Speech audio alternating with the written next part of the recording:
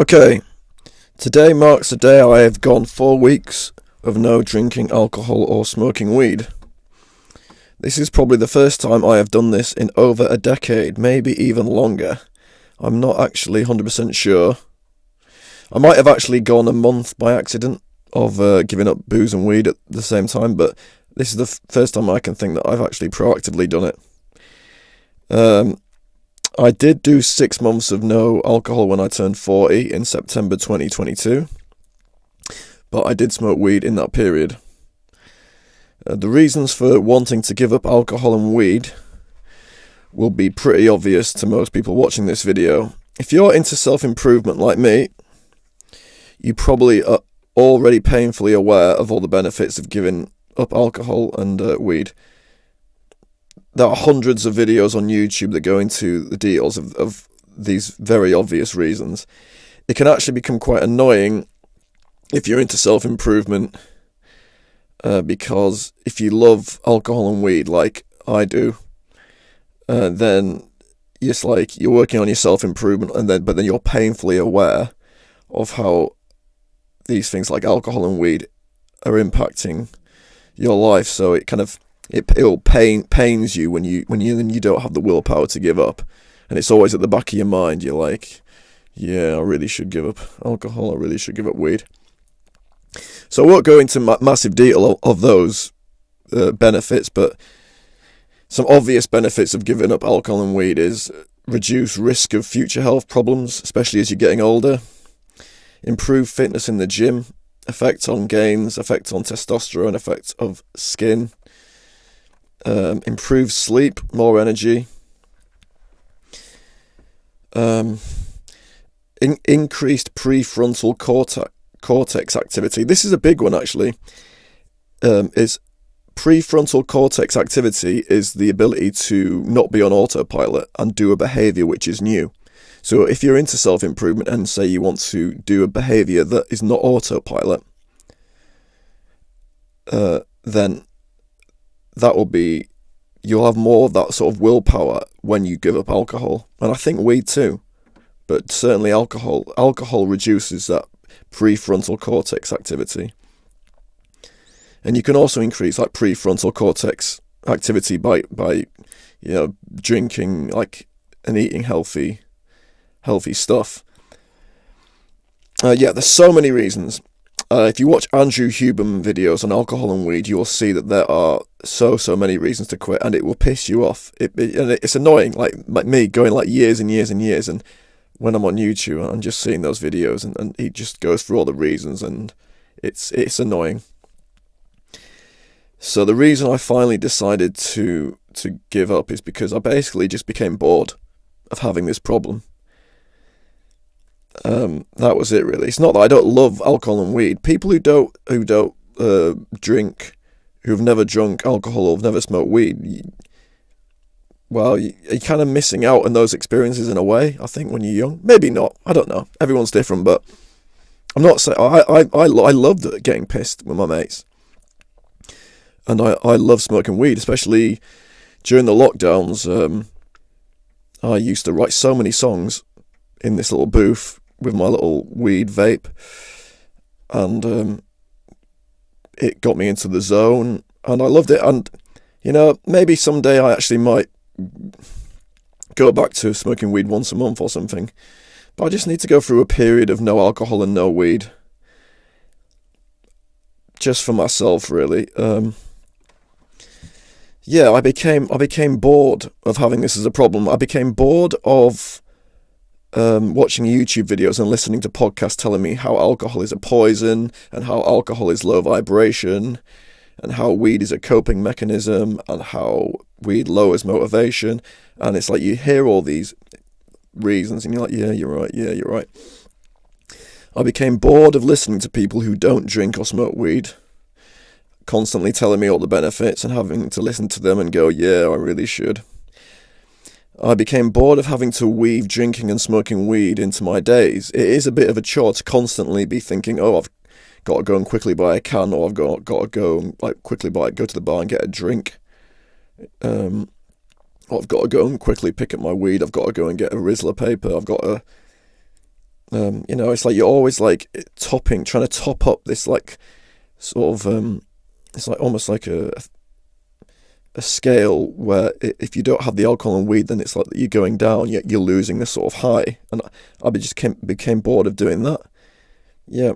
And most of all, I think I became bored of not reaching my goals quick enough. I wasn't getting my most high priority tasks done because instead of doing them after I came home from work, I just had to have my little booze or weed session to relax. And I did enjoy it. But at the back of my mind, I would be thinking, I really should be working on my album. Or I really should go out tonight and meet some new people. But yeah, I absolutely loved drinking and smoking weed, but that is the problem. It makes life too enjoyable when your life just isn't all that good. So when you come down from the high, you inevitably feel like shit again. It's a downward spiral. People who don't drink alcohol or use drugs go through challenges in their life too, but when they do, they feel really bad about it. And then that motivates them to change their lives. You should feel bad. If your life is shit, you should like feel those feelings of, oh, my life's shit, instead of just always feeling like life is good.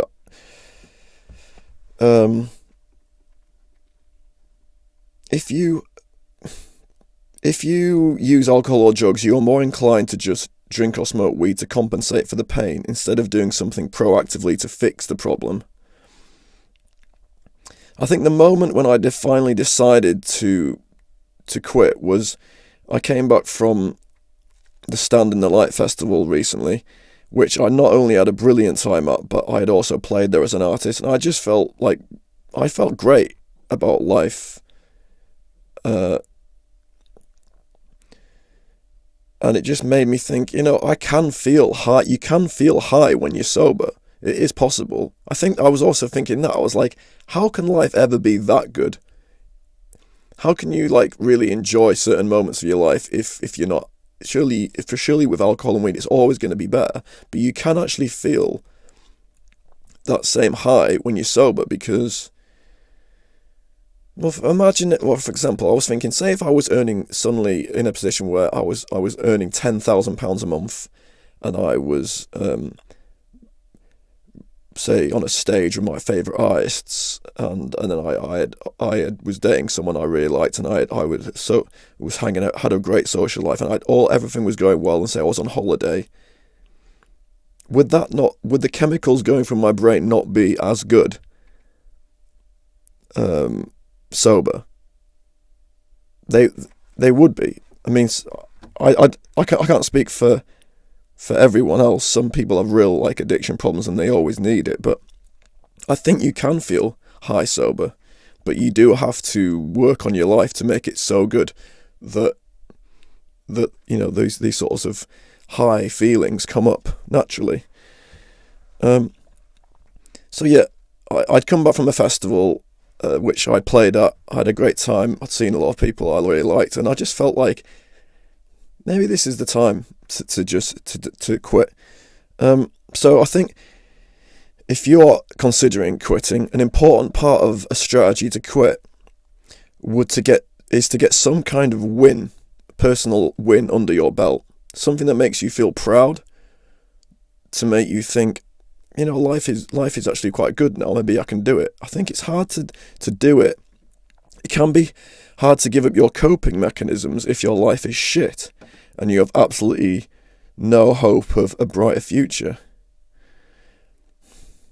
Another big thing for me was getting a full-time job. When I was self-employed, I just had too much time on my hands.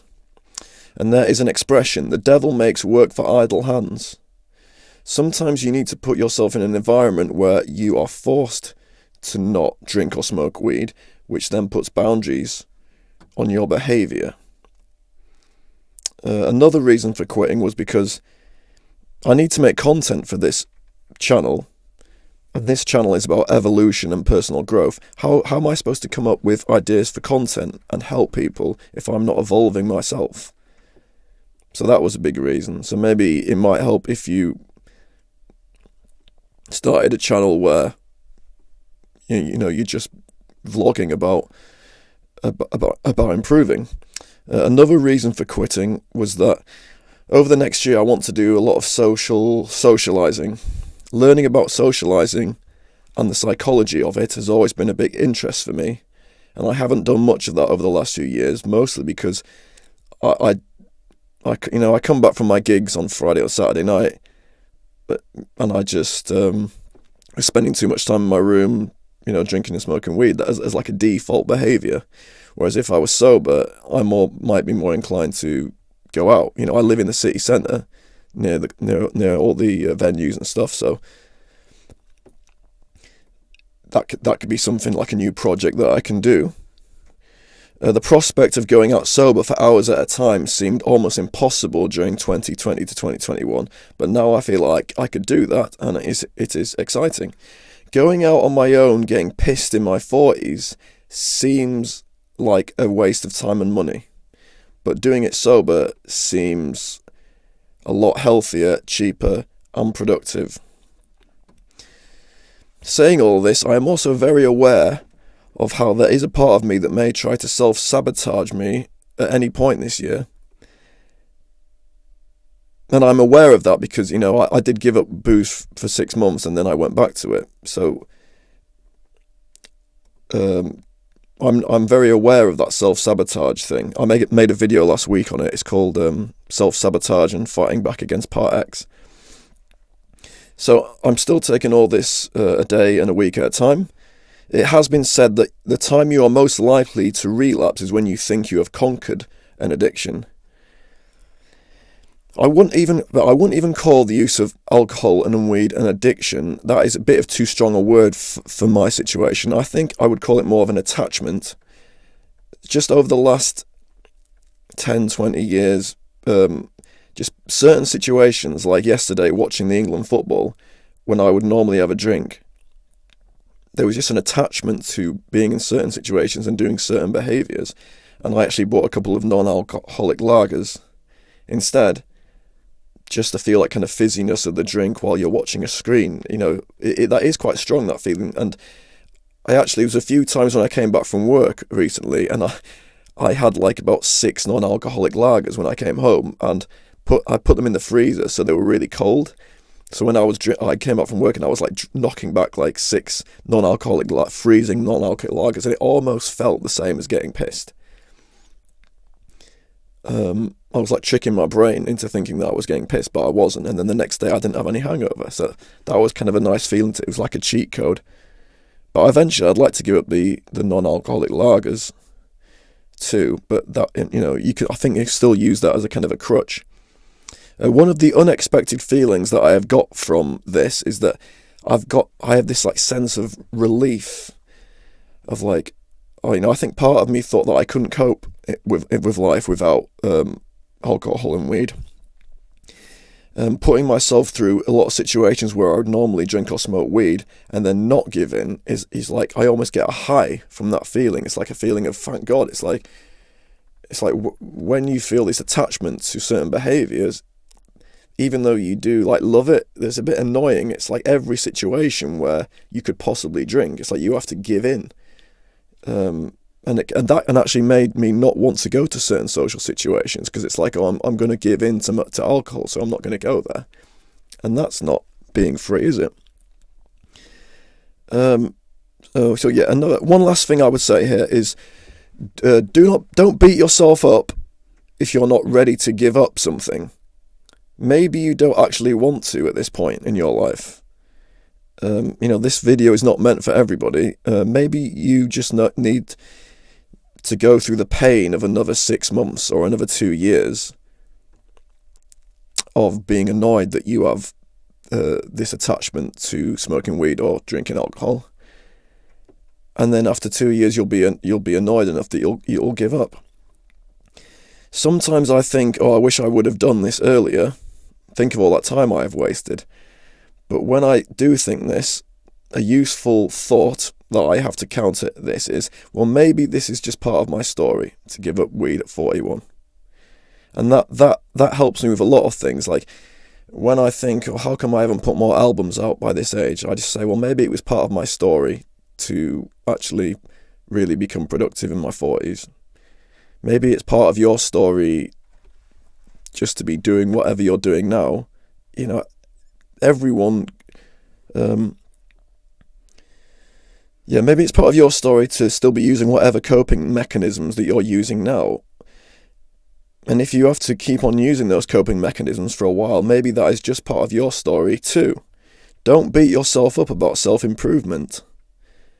Beating yourself up about beating yourself up never stopped you from beating yourself up. You are on your own path. I am on my own path. We all still have the free will to make our own decisions and learn from our own mistakes, even if they are the wrong ones. Okay, right, that's the end of the video. Catch you next week.